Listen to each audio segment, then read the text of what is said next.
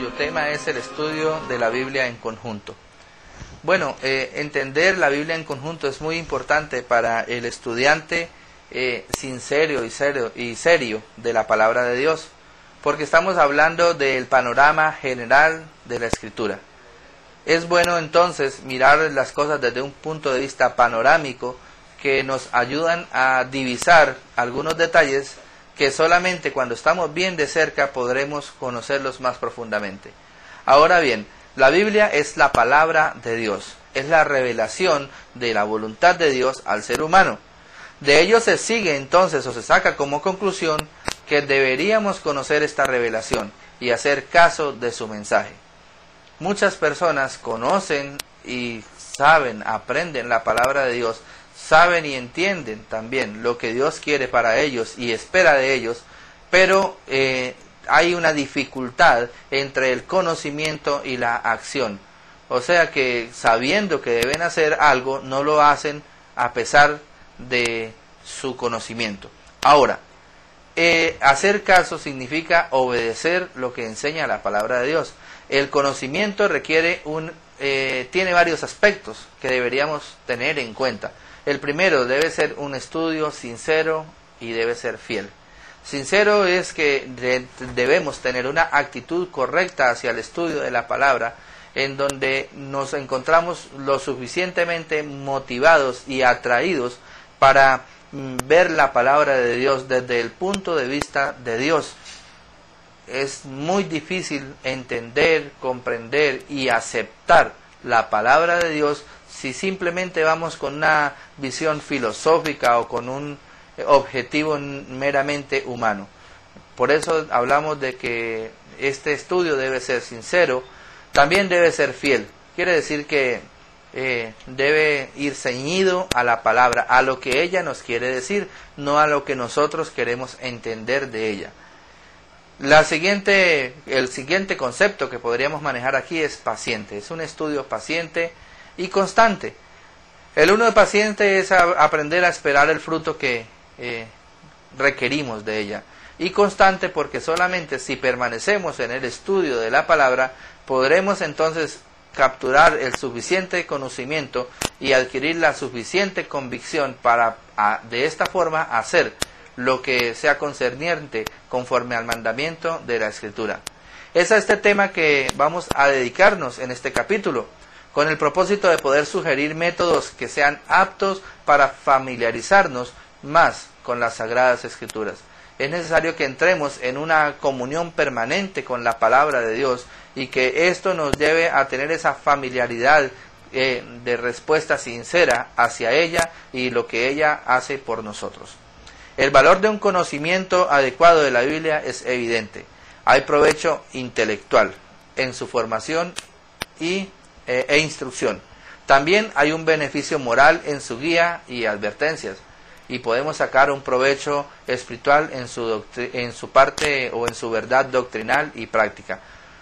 De hecho, vemos entonces tres áreas del ser humano que pueden ser afectadas directamente por el estudio de la palabra de Dios. La primera, la mente, el intelecto. El segundo, su forma de sentir y su estado emocional al momento de relacionarse con Dios y con las personas. Y la tercera, un provecho espiritual, cuando por medio de la palabra él desarrolla una relación personal con Dios, con su Creador, y crece en su parte espiritual y en su dinámica de comunión con la iglesia y con los hermanos en la fe. Necesitamos estar entonces equipados por las Sagradas Escrituras, también para poder contrarrestar los excesos sacerdotales y los defectos racionalistas. ¿Por qué hablamos de excesos sacerdotales y excesos también o defectos racionalistas? El primero porque un exceso sacerdotal tiene que ver directamente con el misticismo o la religiosidad con la que se aborda la palabra de Dios. A veces queremos subir tanto nuestra espiritualidad que nos volvemos más bien místicos antes que prácticos y objetivos en el estudio de la palabra. Y el defecto racionalista es cuando nos volvemos tan encasillados en la razón, en el entender, en el conocer, que perdemos esa parte de comunión con Dios y esa parte espiritual en en la aceptación por fe de la Escritura y en el desarrollo dinámico de cada una de sus verdades en nuestra vida. En su revelación de gracia y verdad obtenemos la seguridad de la salvación y de ella derivamos fuerza para el servicio. Si enfocamos entonces desde un punto de vista claro el estudio de la palabra de Dios, podemos obtener esa seguridad de la obra de Cristo por nosotros, pero esa misma seguridad nos va a generar un potencial, una fuerza que nos ayuda a servir eficaz y prontamente en el ministerio en el cual el Señor nos ha establecido. El conocimiento además presupone mucho más que leer. Hay personas que creen equivocadamente que con el solo hecho de leer y estar informados ya saben. Una cosa es tener la información y otra cosa es conocer la información. Para esto se requiere estudiar, y no solamente el estudio, sino una aplicación auténtica de la mente, una dedicación de nuestra mente, de nuestro corazón y de la conciencia a la sustancia y enseñanzas de la Sagrada Escritura. Deberíamos entonces comprender la necesidad e importancia de un conocimiento tan detallado a conciencia de las Escrituras.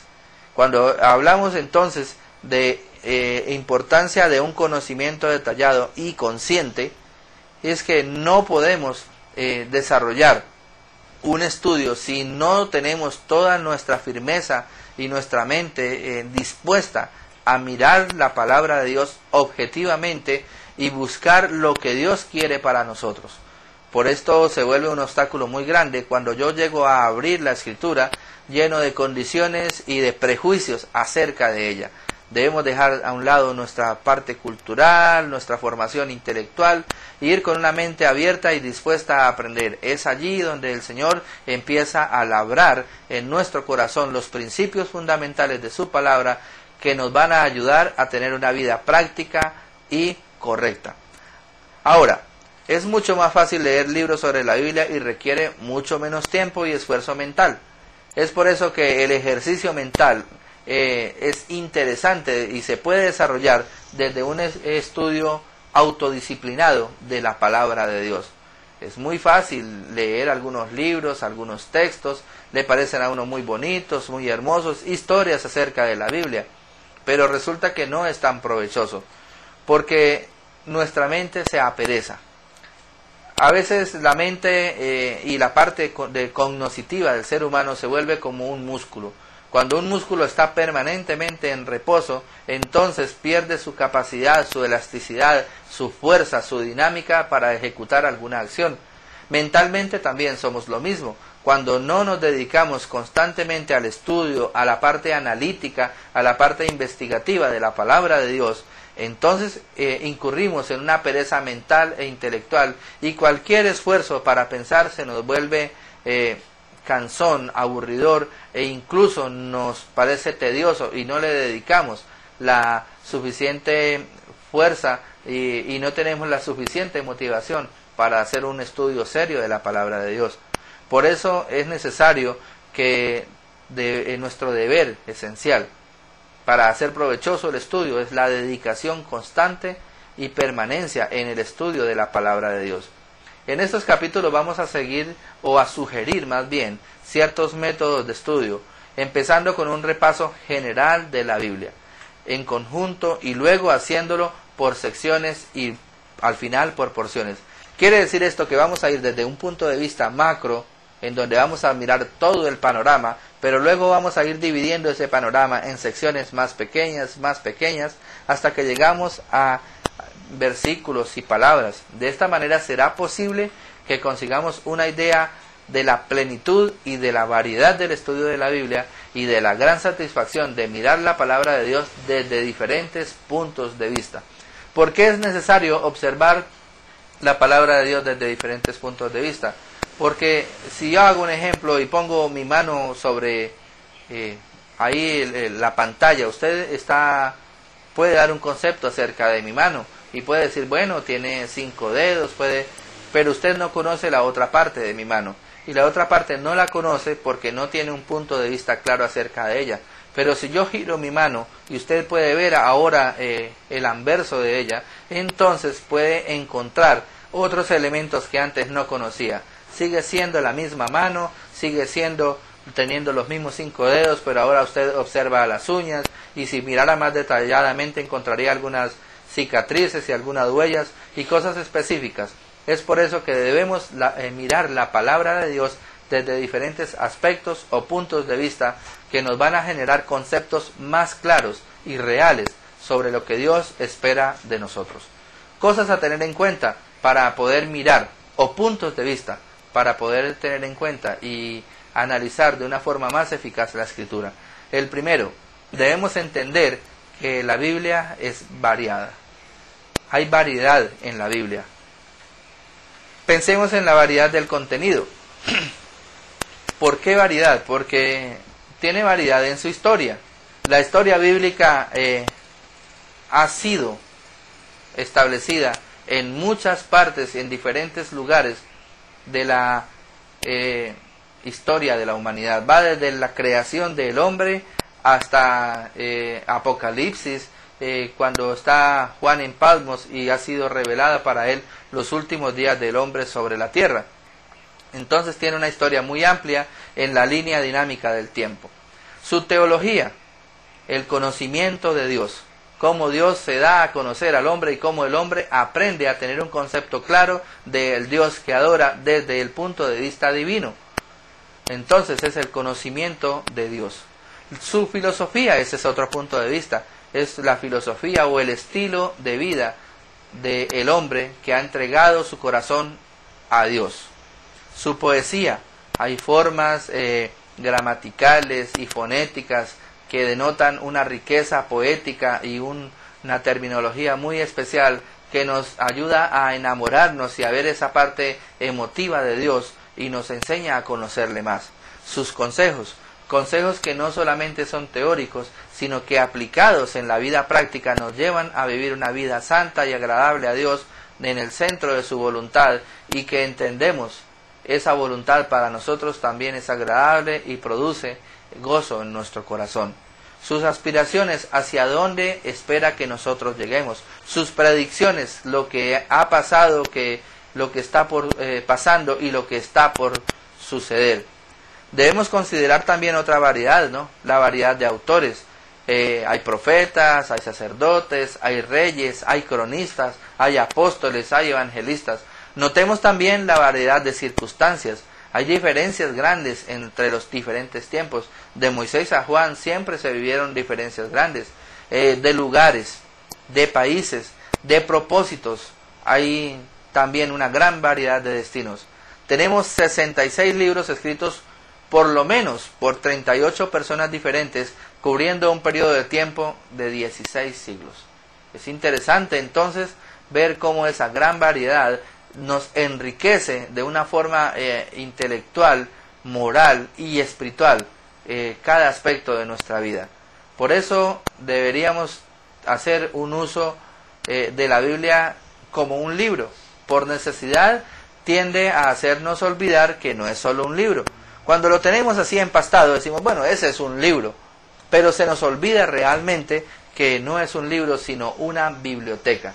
Está compuesta de varios libros y cada uno de ellos tiene un tema específico y una razón de estar ahí. Por eso le llamamos la palabra de Dios o la biblioteca, una biblioteca divina. ¿Por qué biblioteca divina? Porque está la voluntad de Dios regida desde el principio hasta el fin para cada era, para cada generación, para cada grupo específico de creyentes, incluyendo el nuestro hoy en día en la iglesia de nuestro Señor Jesucristo. Hay mucha variedad en ella y trae mucha gloria, mucha satisfacción a nuestra vida en mirarla desde este punto de vista. Segundo, teniendo en cuenta ya su gran variedad, algo que asombra a través de los siglos es la unidad de la Biblia. Es interesante ver cómo en medio de esa gran variedad podemos notar una unidad temática tan fuerte. ¿Cómo pueden ponerse durante tantos siglos de acuerdo los diversos escritores para escribir sobre un solo tema, especialmente sobre el tema de Cristo?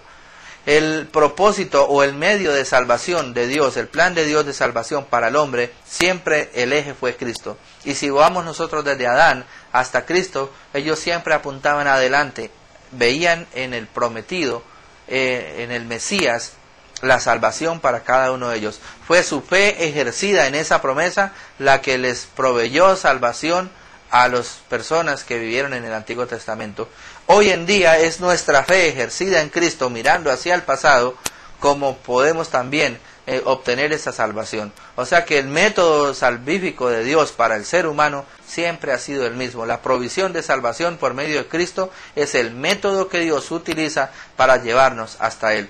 Pero este es un tema teológico que usted en el seminario va a poder estar desarrollando más ampliamente en otras de nuestras materias. Ahora, continuando con lo de la unidad, esta unidad es el complemento de lo anterior, o sea, es el complemento de la variedad. ¿Cómo puede haber unidad en la variedad? Bueno, la Biblia, aunque varía, es con todo una sola. Esto quiere decir que entre todas sus diferencias de lugar, tiempo y propósito posee una idea predominante. El Antiguo Testamento se extiende sobre un largo periodo de tiempo y es el producto de una nación. El Nuevo Testamento es el producto de varias naciones, pero se extiende sobre un corto periodo de tiempo. Ahora, el Antiguo es al Nuevo como el fundamento a la estructura. Podemos tener una estructura muy especial de una casa o un edificio, pero si no tuviese un fundamento o unas bases sólidas que nos demuestren la razón de ser o existir esa estructura, entonces fácilmente puede ser movida o tumbada de allí. Por eso podríamos ver que el Antiguo Testamento es la base y el Nuevo Testamento es la estructura. El Dios del Génesis y de Mateo es el mismo, no ha cambiado, solo con los dos aspectos complementarios de trascendencia e inmanencia.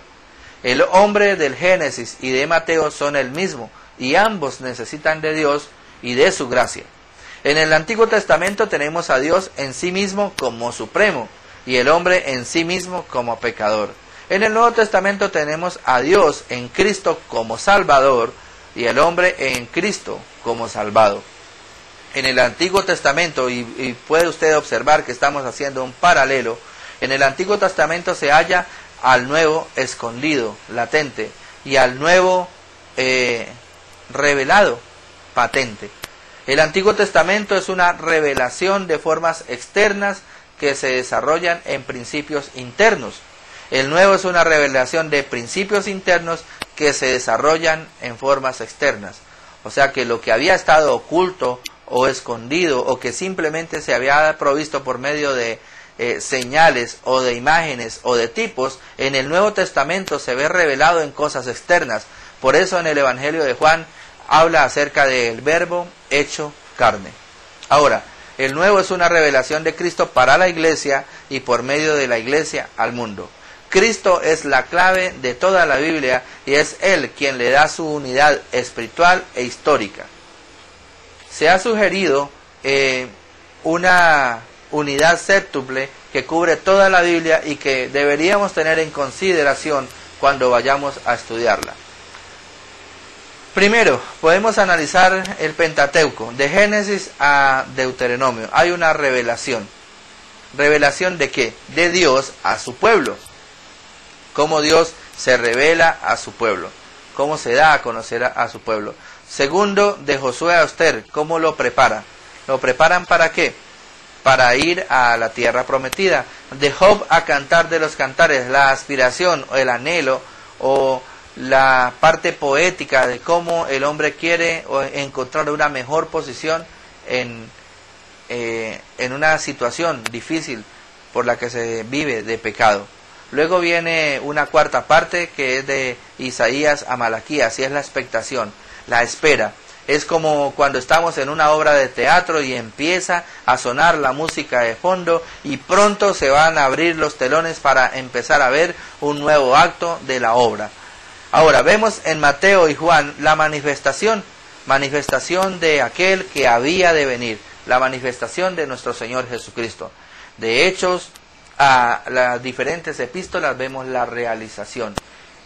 ¿Y la realización en qué? En cómo Jesucristo, nuestro Señor y Salvador, ha establecido y formado su iglesia, pero cómo a través del libro de los Hechos nosotros deberíamos entonces, o podemos ver, entonces podemos observar cómo de Mateo a Juan y luego en los Hechos de los Apóstoles y las diferentes epístolas, viene la culminación, por decirlo así, o el cumplimiento de todas las promesas realizadas en el Antiguo Testamento.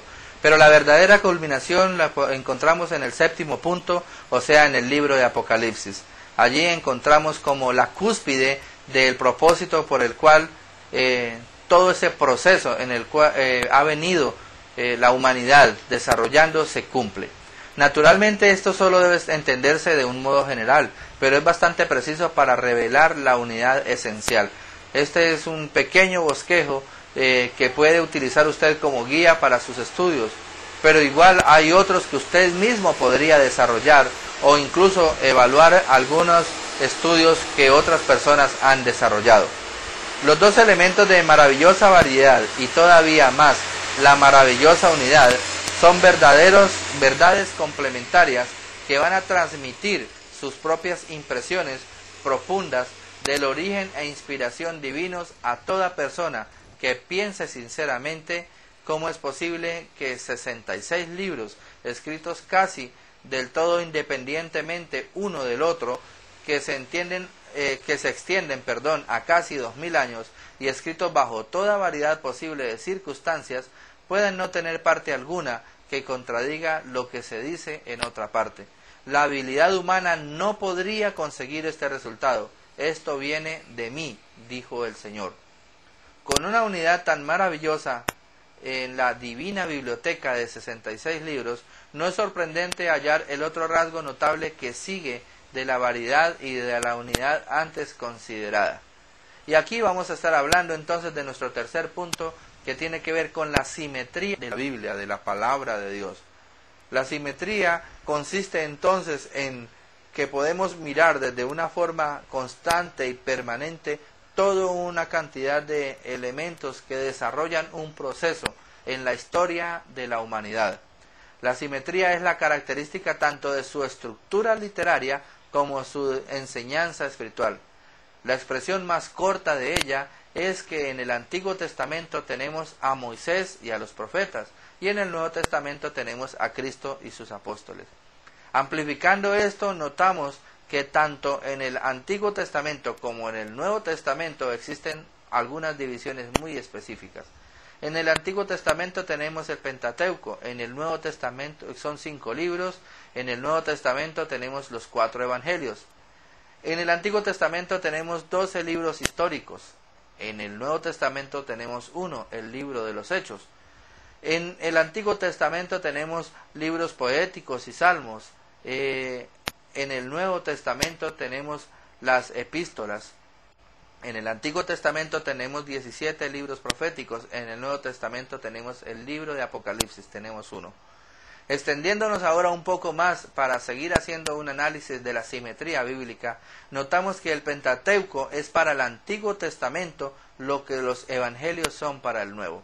Mientras que en el Antiguo Testamento está la revelación de Dios al hombre y a un pueblo específico en el Pentateuco, en el Nuevo Testamento los 4 evangelios consisten o dan a entender la revelación del Verbo hecho carne, de Dios hecho carne para los hombres. Es así como vemos una simetría asombrosa y admirable que solo proviene del corazón de Dios y de cómo Dios quiere darse a conocer a la humanidad.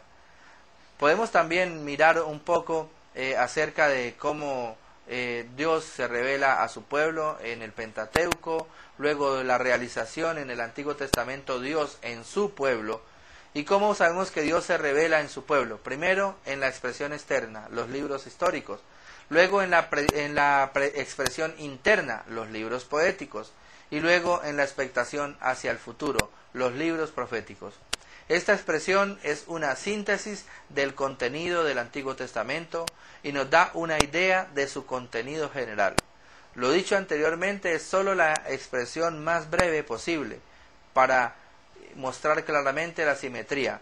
O sea que esto es una síntesis. No pretendemos que con esto ya se haya cubierto el gran panorama y el inmenso contenido profundo de lo que Dios tiene para cada uno de los seres humanos a través de la historia. Es así como podemos ver un ejemplo muy clave. Se ha indicado que en los libros poéticos tenemos 3 actitudes o aspectos de la vida. Por decir algo, en los Salmos tenemos la devoción. En Job y en los Proverbios y en Eclesiastés tenemos sabiduría. En Cantar de los Cantares podemos ver la comunión. Y que en estos 3 libros de sabiduría tenemos piedad sin prosperidad, Job, piedad y prosperidad, los Proverbios, y prosperidad sin piedad, Eclesiastés. Estos son algunos ejemplos de la plenitud y hermosura de la revelación del Antiguo Testamento. Ahora, podemos tomar el Nuevo Testamento y analizar algunos aspectos. Pensemos en el primer punto, la revelación, los evangelios, Cristo a su iglesia. Segundo, la realización en el Nuevo Testamento, Cristo en su iglesia. ¿En qué? En la expresión externa, la historia, el libro de los Hechos. En la expresión interna, la doctrina, las diferentes epístolas. Y en la expectación hacia el futuro, la profecía, el Apocalipsis. O sea que una vez más podemos ver una simetría muy especial entre el Antiguo y el Nuevo Testamento si los colocamos de una forma paralela. Ahora, estos a su vez pueden ser amplificados para revelar nuevas bellezas. O sea que lo que empezó como un gran panorama, ahora empezamos a diseccionarlo o a colocarlo en pequeñas porciones que nos van a hacer notar detalles que antes no habíamos observado. Por ejemplo, en los varios aspectos de la persona de Cristo vista en las epístolas o en las varias fases de la verdad y la vida cristiana. Otra forma de mirar este tema es pensar en los 2 testamentos como 2 edificios y luego considerarlo de una forma siguiente. Tenemos 2 edificios. El fundamento histórico pasado o Antiguo Testamento, Pentateuco y libros históricos, en el Nuevo Testamento, Evangelios y Hechos. La construcción espiritual y tiene que ver con el presente. Entonces tenemos en el Antiguo Testamento los libros poéticos y en el Nuevo Testamento las diferentes epístolas. Ahora, punto número 3, el cumplimiento profético, y miramos el futuro. En el Antiguo Testamento tenemos los profetas y en el Nuevo Testamento tenemos el libro de Apocalipsis. Nuevamente podemos considerar el Antiguo y el Nuevo Testamento como complementarios y tomarlos como sus palabras claves, respectivamente, preparación y revelación. El Antiguo Testamento, preparación. ¿Preparación para qué? Para Cristo en la historia, en el tipo. En la profecía, para la iglesia, en la necesidad de salvación, en la necesidad de adoración y en la necesidad de obediencia. En el Nuevo Testamento podemos observarlo entonces como una revelación. Revelación de Cristo en su persona, en su obra y en su reino. Revelación de la iglesia en su vida, en su servicio y en su esperanza. Las consideraciones anteriores son solo sugerencias e indicaciones de otras posibilidades. La observación y el análisis de una forma global o panorámica se hace entonces importante debido a que despierta en el estudiante el deseo de conocer los detalles intrínsecos que hacen de las Sagradas Escrituras una biblioteca completa que encierra los grandes misterios de la vida del hombre y su relación con Dios y entrega el camino de la salvación, no lograda por la humanidad, sino dada por la gracia en Cristo Jesús. Es así como se puede desarrollar un método de estudio que parte de lo general y nos lleva a lo particular. Querido hermano, es mi invitación entonces a que, partiendo de este gran panorama de análisis en la simetría bíblica y en cada uno de sus aspectos más particulares, podamos entender y enfocar nuestra atención a cada uno de los aspectos más particulares de la palabra de Dios. No nos vayamos por las ramas, sino que cada vez más profundicemos y busquemos aquellos elementos esenciales y podamos entrar al eje, a la raíz, al corazón de la palabra de Dios. Es mi invitación y mi motivación a que fije una etapa disciplinaria en su vida, que tenga una autodisciplina tanto en el estudio de este libro de métodos como en el estudio mismo de la palabra y en cada una de las materias que usted está desarrollando dentro del estudio del Seminario Teológico Latinoamericano. Es así como usted, a través de esa autodisciplina, podrá adquirir los conocimientos necesarios que le ayudarán a desarrollar una buena disciplina de estudio y una buena capacidad en la enseñanza, y de esta forma ser útil en la obra, en la iglesia en la cual el Señor le ha colocado a servir. No entierre entonces sus talentos, señor y hermanos, sino póngalos al servicio de la obra, y entonces Dios podrá decirle ahí, como está escrito en la parábola, su Señor le dijo: bien, buen siervo y fiel, sobre poco has sido fiel, sobre mucho te pondré. Gracias, hermano, y hasta una nueva oportunidad. Bendiciones en Cristo Jesús, Señor nuestro. Amén.